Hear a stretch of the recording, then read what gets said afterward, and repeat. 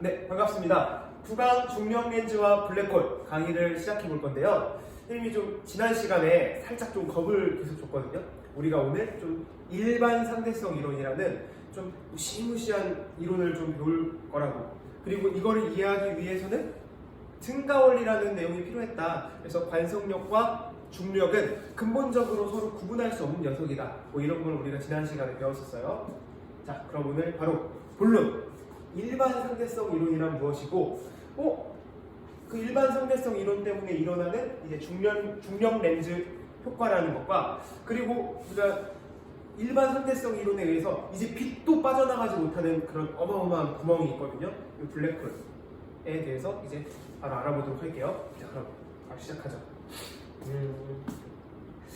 자, 일단은 우리가 일반 상대성 이론을 좀 이야기하기 앞서가지고 우리 상대성 이론부터 한번 좀 얘기를 해볼게요. 상대성 이론.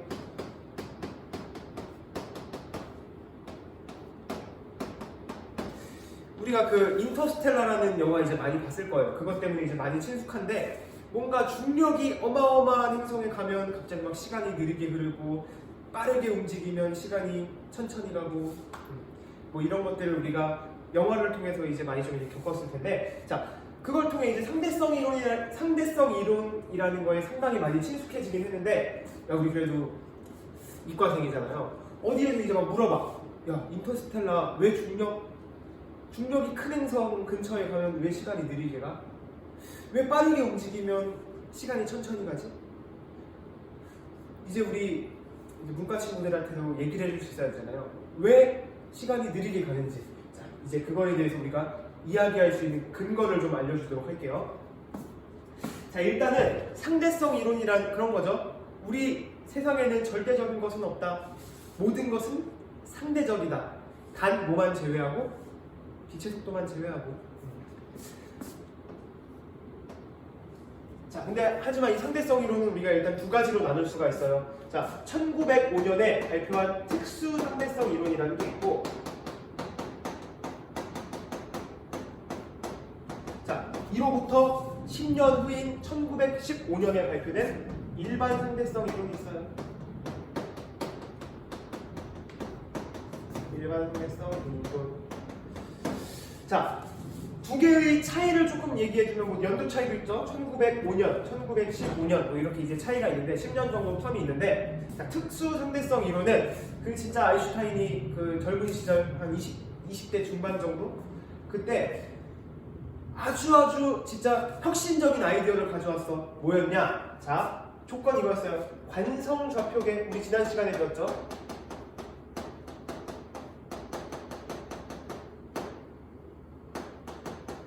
자, 이런 관성 좌표계, 일정한 속도로 움직이거나 정지한, 자, 이런 관성 좌표계에서는 빛의 속도는 절대적이다. 일정하다.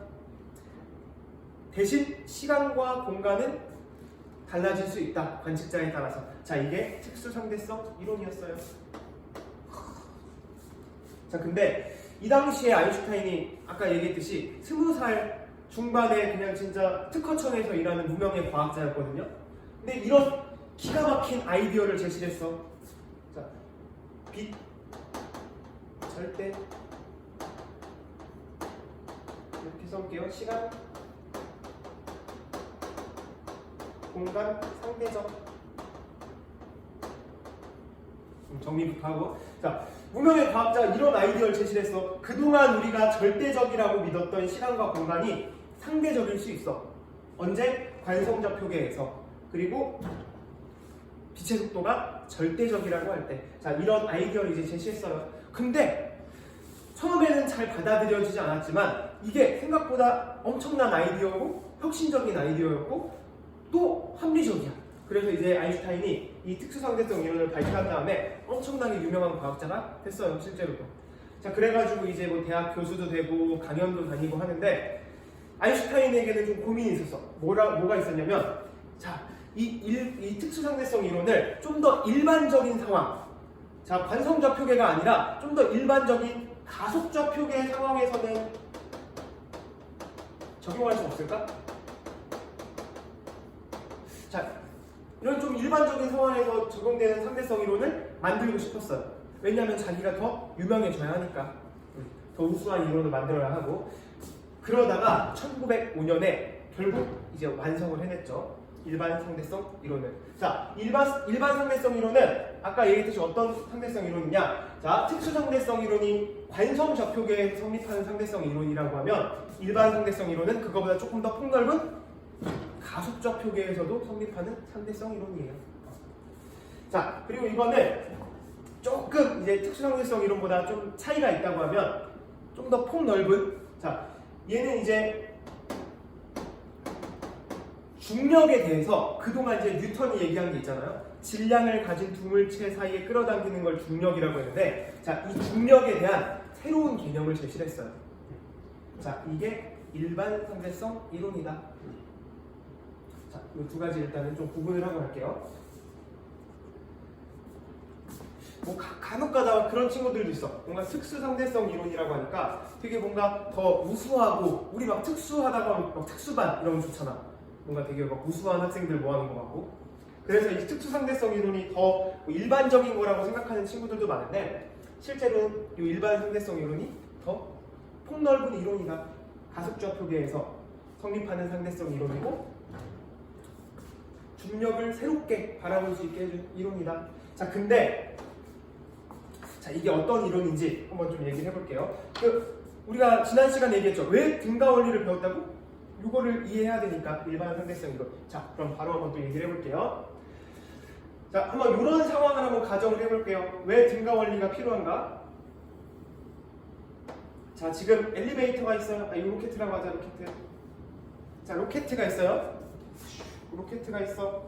자, 여기 지금 사람이 타 있고, 사람이 타 있어요. 자, 근데 뭐를 할 거냐면 이 밖에서 빛을 뿅 쏠 거예요. 이렇게 빛을 뿅 쏠 거야. 빛을 쏠 거야. 자, 이렇게 빛을 쏠 거예요. 자, 근데 이 우주선은 지금 뭐를 하고 있냐면 위쪽 방향으로 가속도 운동을 하고 있어.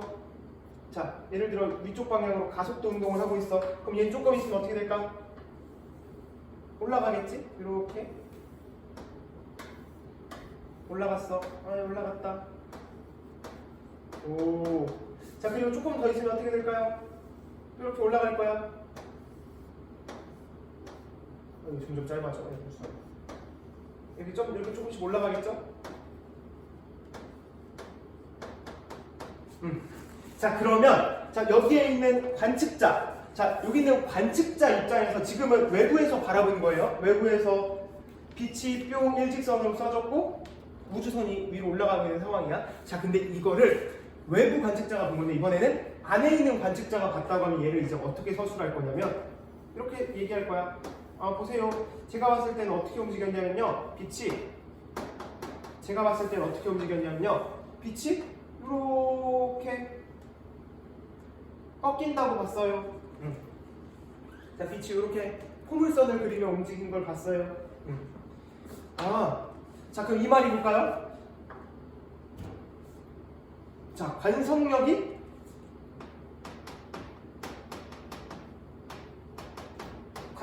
작용하니까 빛이 휘었네.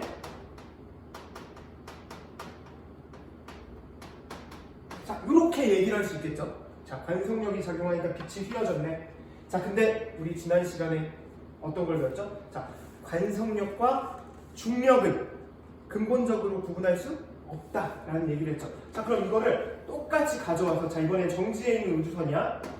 자, 정지에 있는 우주선인데 얘를 어디에 둘 거냐면 어떤 행성에 둘 거야. 아주 중력이 큰 행성. 자, 그러면 어떤 일이 벌어지냐? 자, 관성력과 중력을 구분할 수 없다면, 자, 이쪽 방향으로 지금 이제 중력이 작용을 하고 있는 거예요. 자, 여기는 이쪽 방향으로 관성력이 작용을 하고 있고,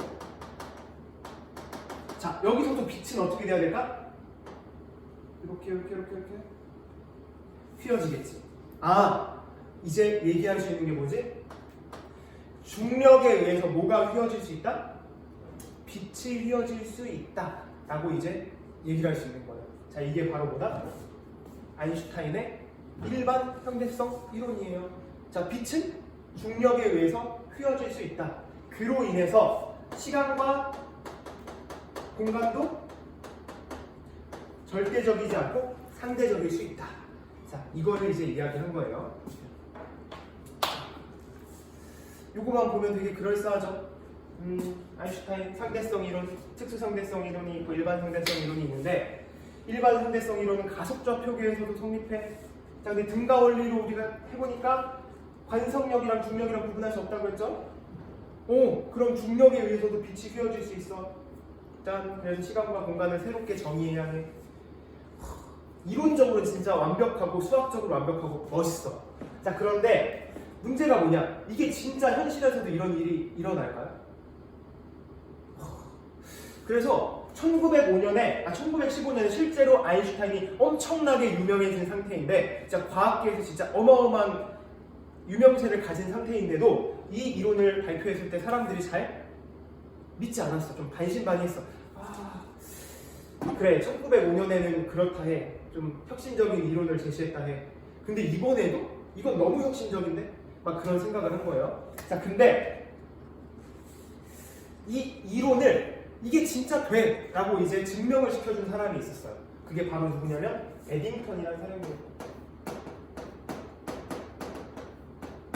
자, 에딩턴은 정말 아인슈타인을 되게 존경했거든요. 그래서 아인슈타인의 이 상대성 이론을, 일반 상대성 이론을 실제로 된다는 걸 증명해보고 싶었어. 중력에 의해 빛이 휘어진다는 것을 보여주고 싶었어. 자, 그래서 어떻게 보여줬냐? 자, 한번.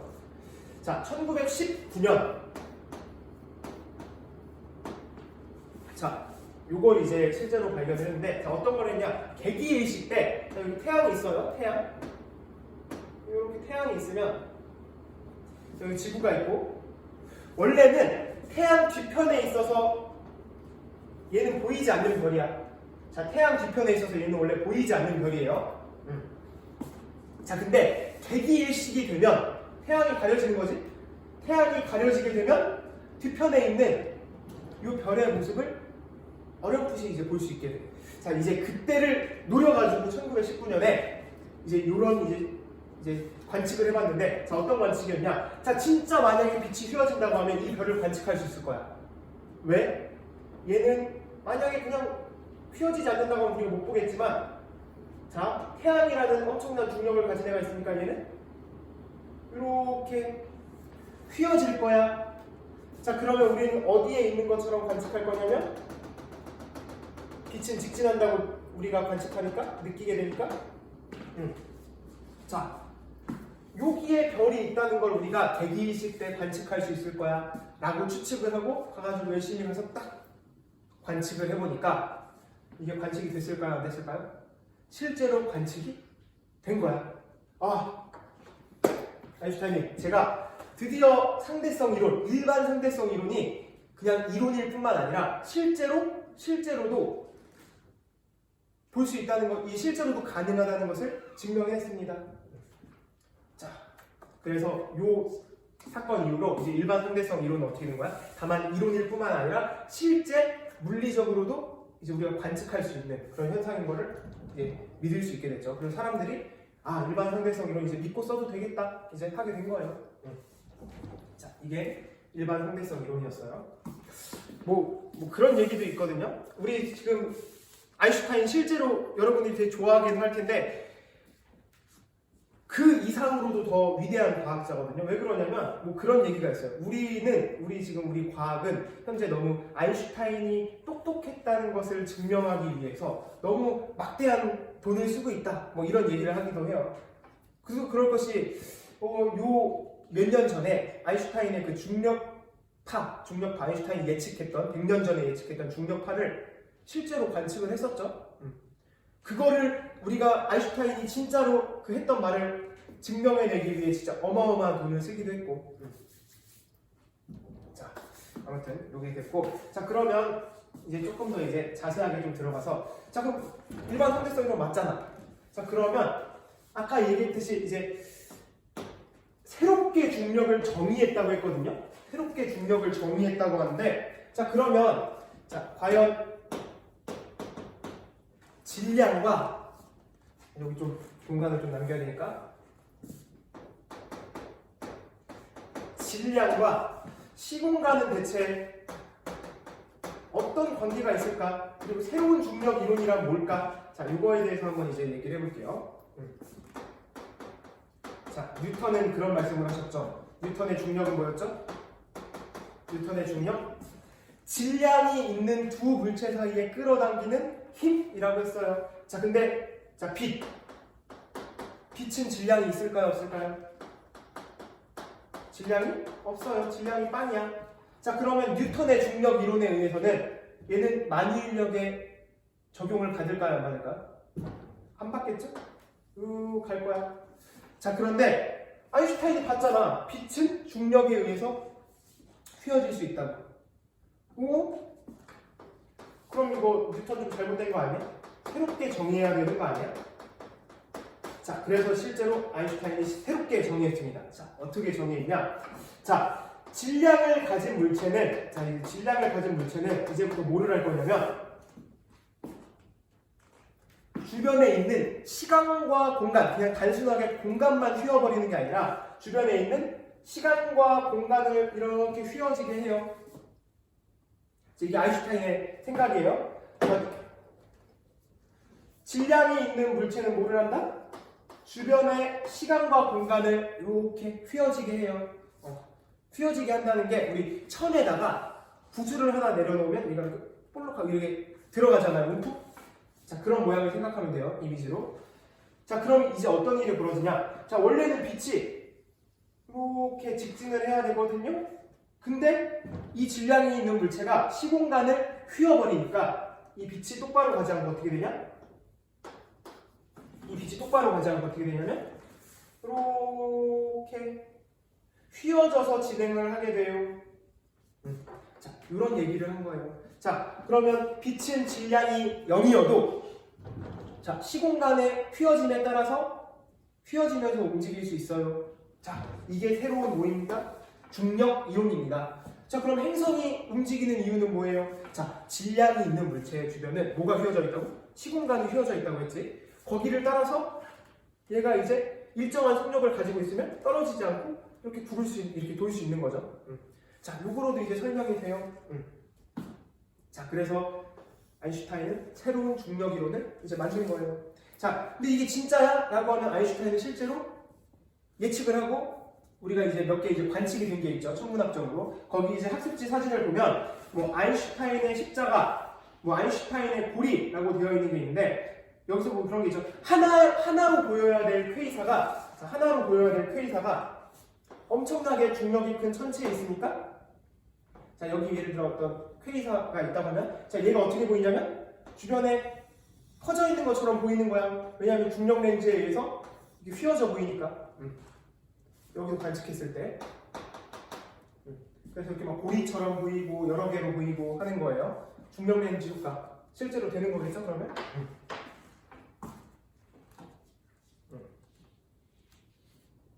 근데 뭐 이거 정확하게 설명 안 해. 자, 중력 렌즈 효과라는 게 뭐냐면 우리 볼록 렌즈를 보면 어떻게 돼? 볼록 렌즈?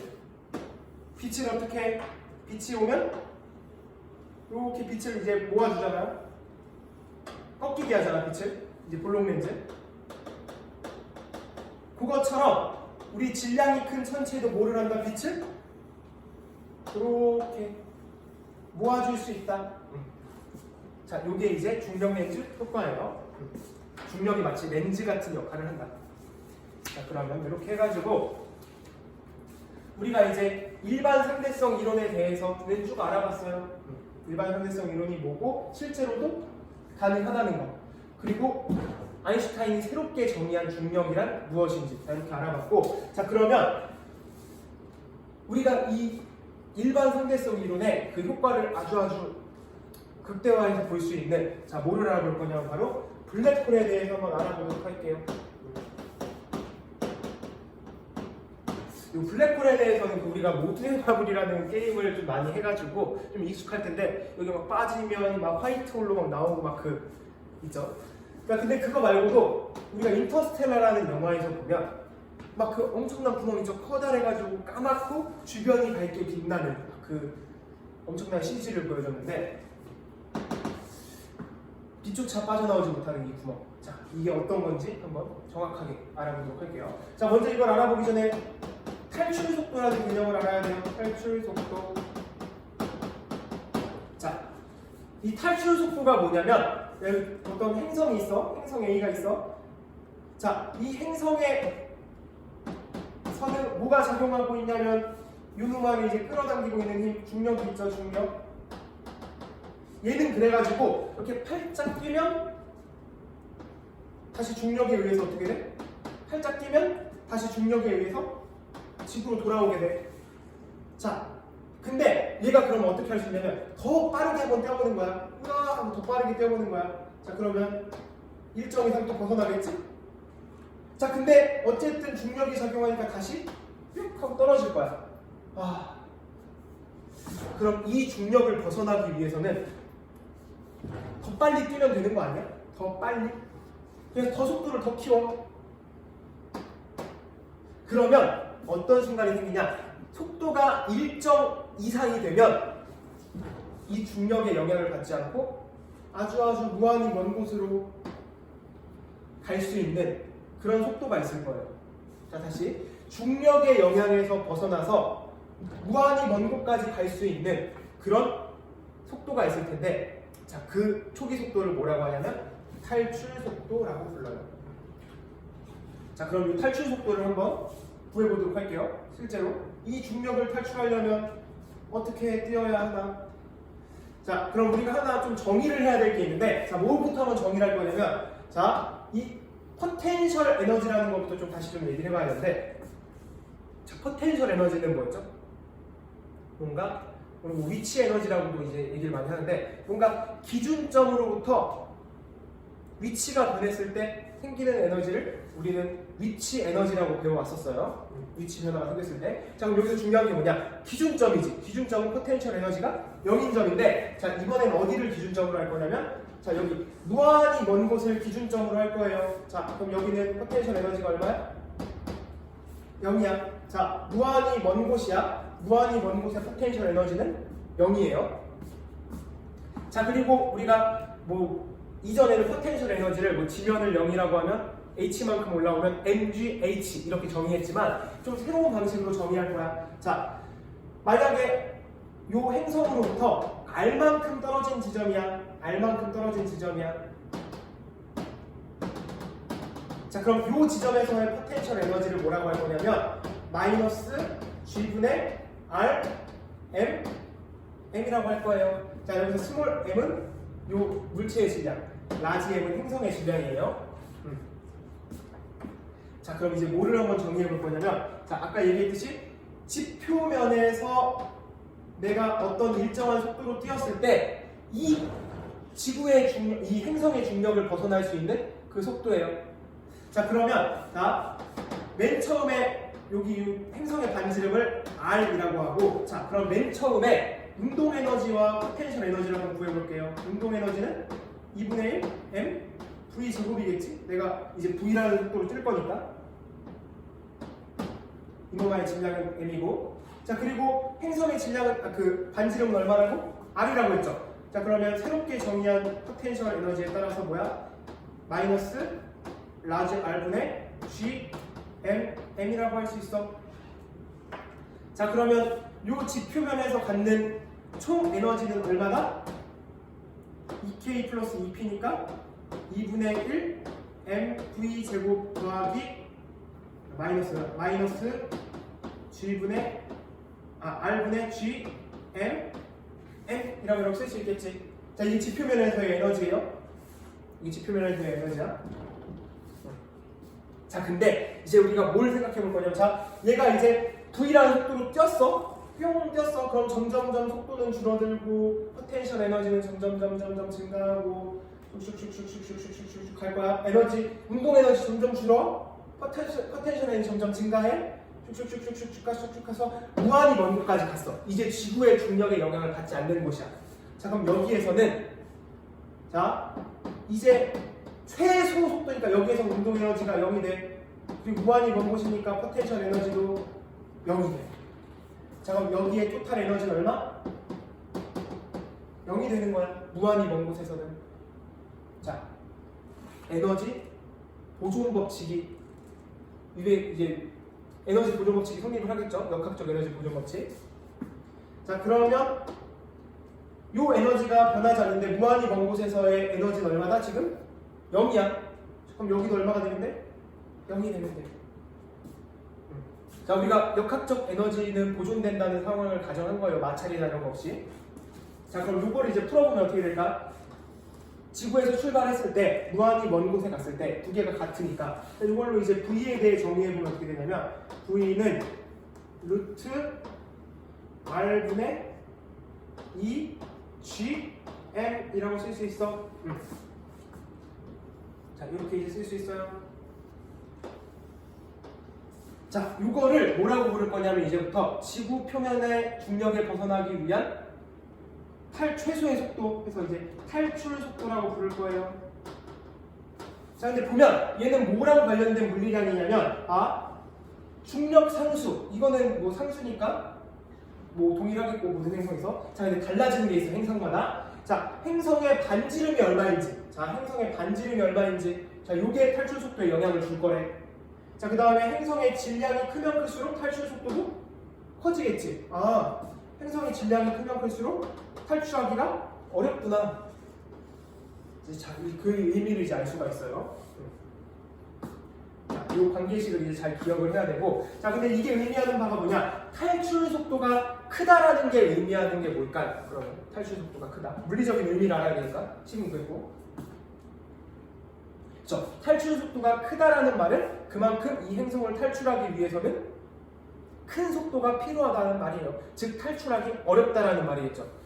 자, 그러면 이 탈출 속도가 크기 위한 조건을 잘 보면, 자, 질량은 어떨수록 크면 클수록 탈출하기 어렵고, 그리고 행성의 반지름은 작으면 작을수록 탈출하기가 어렵겠죠. 자, 이런 이제 조건을 알아볼 수가 있어요. 자, 이제 좀 수학적인 거는 풀어봤고, 자, 그럼 이제 블랙홀, 우리가 사실 이거 하려고 이 얘기가 좀 길어졌는데, 블랙홀은 뭐냐? 이제 빛조차 빠져나가지 못하는 까만 구멍을 이제 우리가 블랙홀이라고 하거든요. 자, 근데 얘 같은 경우는 어떤 상황을 이제 가정하냐? 이 탈출 속도가 뭐가 된 상황을 가정하면 되냐면, 이 빛조차 빠져나갈 수 없어야 되니까 이 탈출 속도가 뭐가 된 상황이냐? c 빛의 속도가 된 상황을 가정하면 돼요. 30만 km/s. 자, 그러려고 하면 이 질량이 엄청나게 크던가 아니면 반지름이 엄청나게 작던가 뭐 이런 상황들이 이제 갖춰져야 되는데, 자, 그런 행성이 되면 이제 블랙홀이 될 수 있다는 거야. 자, 여기 보면 이제 뭐 이게 엄밀한 블랙홀의 정의는 아니에요. 좀 더 엄밀한 정의는 따로 있는데, 자, 그냥 우리 수준에서 할 수 있는 이제 블랙홀의 정의를 보면, 자, 이거만 보면 질량이 엄청나게 크거나 반지름이 엄청나게 작으면 빛의 속도보다 탈출 속도가 빛의 속도보다 커져가지고 이제 빛조차 빠져나갈 수 없는 그런 구멍이 되는 거예요. 자, 이거를 이제 뭐라고 이름 붙였냐면 블랙홀이라고 이름을 붙인 거야. 자, 근데 블랙홀은 만들어지면 되게 좋을 것 같잖아. 뭔가 다 빨아들이고 어마어마한 되게 무서울 것 같고. 자, 그럼 이 블랙홀은 어떻게 하면 만들어질까요? 라고 하면 일단은 우리가 태양도 블랙홀이 될 수도 있어. 태양도 블랙홀이 될 수도 있는데 얘는 근데 약간 자격 조건에 못 미치는 게 뭐냐? 우리 블랙홀은 왜 생기냐라고 하면 별이 얘가 이제 수명이 영원한 게 아니거든요. 태양도 별이지. 근데 이 별이 타다가 이제 결국에 이제 마지막에 이제 말년에 죽었을 때 이제 이 녀석의 질량에 따라서 이제 별의 뭐에 따라서 질량에 따라서 블랙홀이 될 수도 있고 안 될 수도 있는데, 자, 우리 태양 같은 경우는 블랙홀이 될 수 있냐라고 하면 얘는 좀 어려워. 블랙홀이 되기. 왜? 이런 녀석들은 질량이 조금 모자라기 때문에 얘네들은 죽으면 백색 외성이라고 해서 되게 뭔가 하얗지만 뭔가 시들시들 이런 왜소한 이런 별이 되게 돼요. 자, 근데 그 별의 질량이 우리 태양보다 한 1.4배 정도, 그 정도 사이즈 되는 녀석, 그 정도 이제 질량을 가진 녀석들은 죽으면 뭐가 되냐? 우리 태양보다는 좀 질량이 크잖아. 얘네들은 뭐가 되냐면 중성자별이 돼. 중성자별. 얘는 근데 왜 중성자별이라고 그러냐면 뭐 이거는 뭐 시험 문제 나온 거 아니지만 얘가 중력이 크니까 막 하다가 우리 원자는 양성자랑 그 주변에 전자가 돌고 있는 걸 알고 있죠. 근데 너무 중력이 커서 얘네가 막 축퇴라는 게 되는데 막 되다 보면 이제 양성자랑 전자랑 서로 막 구분할 수 없는 막 그런 오묘한 상태가 돼. 그럼 얘는 거의 이제 중성이라고 얘기할 수 있겠죠. 전자랑 양성자랑 확 축퇴가 되니까. 자, 그래서 얘는 이제 중성자별이라고 불러요. 자, 블랙홀은 어떤 녀석들이 되냐? 얘도 아직 블랙홀이 아니야, 중성자별도. 블랙홀은 태양 질량의 약 한 3배 정도 되는 녀석들? 그런 녀석들이 이제 말년에 중력에 의해서 쭉퇴되고 이렇게 막 압축되다가 결국 뭐가 되냐? 이제 블랙홀이 되는 거야. 3배 이상. 얘네는 블랙홀이 되는 거야. 이렇게 얘기할 수 있어. 자, 그러면 이제 우리가 또 얘기를 해볼 수 있는 게 블랙홀. 그렇죠? 블랙홀의 좀 특징적인 게 뭐가 있냐면 사건의 지평선이라는 게 있거든요. 사건의 지평선. 자, 여기 예를 들어 여기 이제 블랙홀이야. 근데 얘는 빛조차 빠져나갈 수 없기 때문에 우리가 사실 관측을 못하는 게 이제 정상일 수 있어. 그치? 관측을 못하는 게 정상일 수 있는데 그 빛조차 빠져나가지 못하는 경계를 뭐라고 하냐면 사건의 지평선이라고 해요.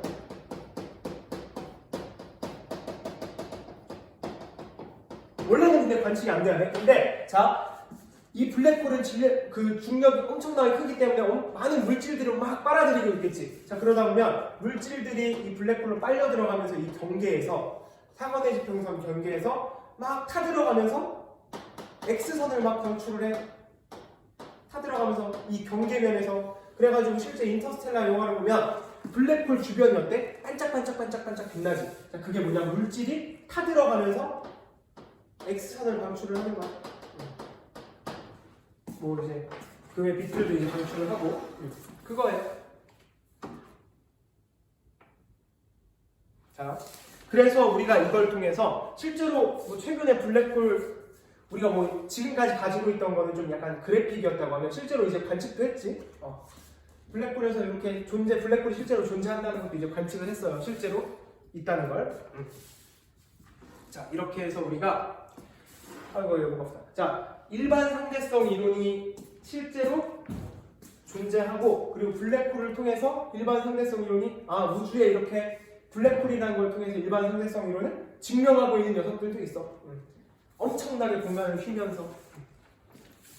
자, 이제 개념적인 건 다 설명을 했고, 자, 그럼 이제 문제를 한번 풀어보고 오늘 좀 제대로 이해했는지 한번 확인해 볼게요. 자, 일단 철수 첫 번째 문제부터 볼게요. 자, 2016학년도 6월 학력평가 문제인데 철수, 영희, 민수가 또 대화를 나누네. 보세요. 자, 일단 철수.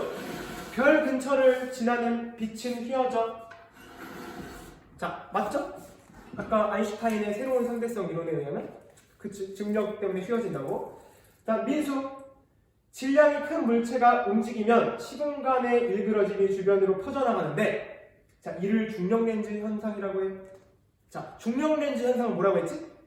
우리 볼록 렌즈가 빛을 모으는 것처럼 질량이 큰 천체도 공간을 휘어져서 휘게 해서 빛이 휘어지게 하는 거. 자, 이걸 중력렌즈라고 했죠. 자, 요 시공간의 일그러짐이 주변으로 퍼지는 걸 뭐라고 하냐면 얘는 중력파라고 불러요. 민수땡. 그 다음 영희. 블랙홀 주위의 시공간은 휘어져 있지 않아. 이거 뭔 소리야? 블랙홀은 시공간을 엄청나게 휘어지게 하지. 그래서 빛조차 빠져나가지 못하게 하는 거예요. 답은 철수만 맞겠죠. 다음 니은이라네. 자, 다음 문제 2020학년도 수능특강 문제예요. 자, 표는 태양계의 여러 천체들에 대한 물리량의 상대값과 각 천체 표면에서의 탈출 속도에 관한 자료래요. 여러 물리량을 줬고 탈출 속도를 줬고. 자, 이에 대한 설명으로 옳은 것만 골라달라고 했는데 한번 이 표를 볼게요. 표를 잘 보면 이 표를 보고 규칙성을 한번 뽑아봐라 라는 문제인데, 자, 태양은 일단 탈출 속도가 엄청나네. 617km/s 정도는 돼야 탈출이 가능해. 지구는 11 6.2km/s 정도는 대학 탈출이 가능하고, 자 근데 자 탈출 속도가 어떻게 해야 커질까? 자 이걸 잘 비교해 보면 이게 단순하게 질량이 크다고 해가지고 뭐 질량이 크면 당연히 탈출 속도가 크겠지. 근데 단순하게 질량이 크다고 해서 탈출 속도가 큰 거는 아니야. 뭐 잘 보면 루트 R분의 M 값이 크면 클수록 탈출 속도가 어떻게 있어요? 그렇지. 점점 커지고 있지. 자, 평균 밀도랑 탈출 속도는 관계가 있나? 좀 있는 것 같기도 한데, 봐봐. 태양은 평균 밀도가 1.4인데 지구는 5.59. 탈출 속도는 태양이 훨씬 크네. 아, 그럼 평균 밀도는 별 관련이 없구나. 자, 그럼 기억부터 한번 풀어볼게요. 기억. 평균 밀도가 클수록 탈출 속도가 크다. 아니죠. 태양이랑 지구랑 비교해보면 돼. 평균 밀도. 즉, 천체의 탈출 속도는 루트 R분의 M 값이 크면 클수록 크다. 맞죠? 디귿. 태양과 같은 질량을 가진 천체가 블랙홀이 되기 위해서는 아까 뭐 그런 얘기를 했잖아. 우리 태양도 블랙홀이 될 수 있을까? 라고 하면 뭐 얘를 그냥 가만히 냅두면 블랙홀이 될 수는 없어. 하지만 얘의 반지름을 만약에 진짜 내가 전지전능한 사람이 나타나서 어떻게 좀 이렇게 하면 얘를 블랙홀로 만들 수도 있어. 근데 그 만들기 위한 방법은 뭐다? R 값을 어떻게 하네? 반지름 값을 엄청나게 극단적으로 줄여야 돼. 그럼 얘도 뭐가 될 수 있다? 블랙홀이 될 수 있어요. 근데 여기는 반지름이 매우 커야 한다? 디귿은 땡이 되겠죠. 그래서 답은 2번 니은이 되겠어요. 자, 오늘 우리 한번 이제 재밌는 걸 한번 이렇게 쭉 배워보는데, 자 이제 얘기할 수 있겠죠. 우리 인터스텔라 그 영화 선생님이 이제 임용고시 등 때 2014년인가? 2014년 때 보고선 진짜 가슴이 설렜던 기억이 있는데, 이 물리를 배운 사람들은 이 일반 상대성 이론, 우리 블랙홀에 대해서 좀 이제 배운 사람들은 우리 그 영화를 볼 때도 좀 뭔가 좀 가슴이 뭉클하고 좀 더 재미있고 좀 더 풍성하게 볼 줄 알아야 돼요. 뭐 이런 이제 이런저런 얘기들을 쫙 이제 얘기하면서 우리 문과 친구들에게 이 물리의 아름다움을 좀 전파할 수 있는 그런 사람들이 되면 좋겠어요. 자, 이게 헛소리고. 자, 그럼 오늘 이제 9강 중력 렌즈와 블랙홀 강의는 이제 여기서 마치도록 할게요. 자, 수고하셨습니다. 안녕.